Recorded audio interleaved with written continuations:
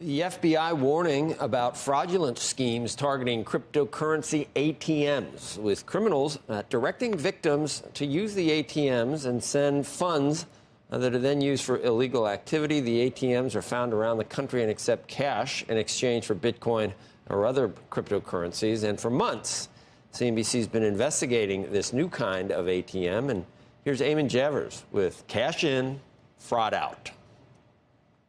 Welcome, all of you, to the city of Miami, to Bitcoin 2021. Here at the country's largest Bitcoin conference in Miami, nearly everyone is talking about cashing in on the crypto craze.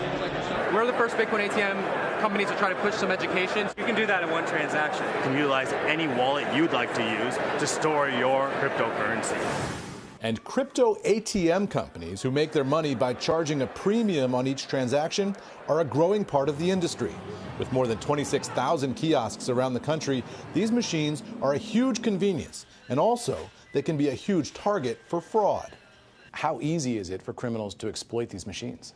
Seems like it's very simple. Lisa Cellino is counsel for the New Jersey State Commission of Investigation, which looked into Bitcoin ATMs, finding many operating with virtually no oversight, even though their owners must register with the U.S. Treasury's Financial Crimes Enforcement Network. There's no ID collected. There's no photo taken. There's no address. And that opens the doors for criminals. Yes. And what do they do with it? I mean, anything from money laundering, dark web, fraud, scams. The New Jersey Commission's report discovered more than $70 million deposited for cryptocurrency purchases between 2015 and 2020. Many companies allowed customers to buy up to $900 worth of cryptocurrency with only a cell phone number or no information at all. Is that a bad idea? Based on what we found, yes, because it could be any name, and your cell phone number could come back to anybody. Which is handy for drug traffickers and money launderers, who the DEA says are using the machines to aid in the movement of illicit bulk currency. We wanted to see how easy it was to buy Bitcoin with just a phone number. So a CNBC producer tested it out at this machine in a New Jersey convenience store. After getting this text warning about crypto scams, it only took a few minutes to complete the transaction. A spokesperson for the companies that run the ATM said they take knowing customers' identities very seriously and will only allow transactions with just a cell phone number if they can verify who is buying crypto. If not, the machine will ask for an ID. It's somewhat of the Wild West. Mark Grenz, co-founder and president of Digital Mint, a Chicago-based company, is trying to clean up the crypto ATM industry.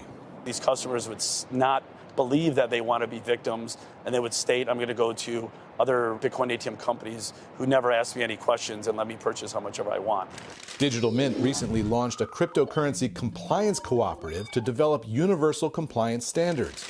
One study found nearly 75% of all the illicit funds leaving ATMs wound up at fraud shops, which are sites on the dark web that sell stolen credit card information.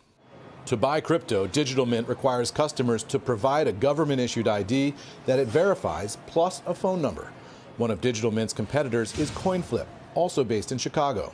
The company allows someone to purchase up to $900 in crypto with just a name and a phone number. Higher amounts require more identification. Is that safe? It's 100% safe, and it's, why? Even if someone shows an ID, if you're sending Bitcoin to someone you don't know, you have the same problem.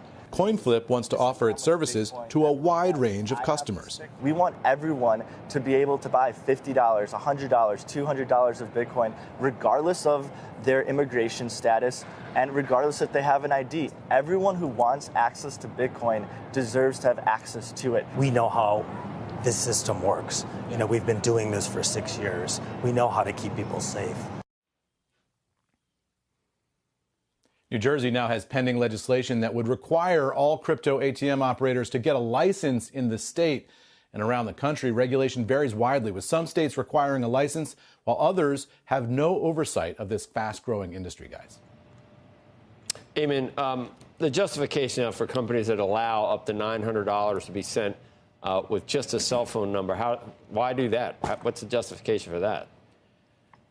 Well, you heard Ben, the CEO of CoinFlip, in the piece right there. He's talking about undocumented immigrants. You know, when I talked to him in Chicago, it was fascinating because he's a guy who really views cryptocurrency as sort of a human right. He feels like just about everybody should be able to have access to it. The bar to access should be extremely low.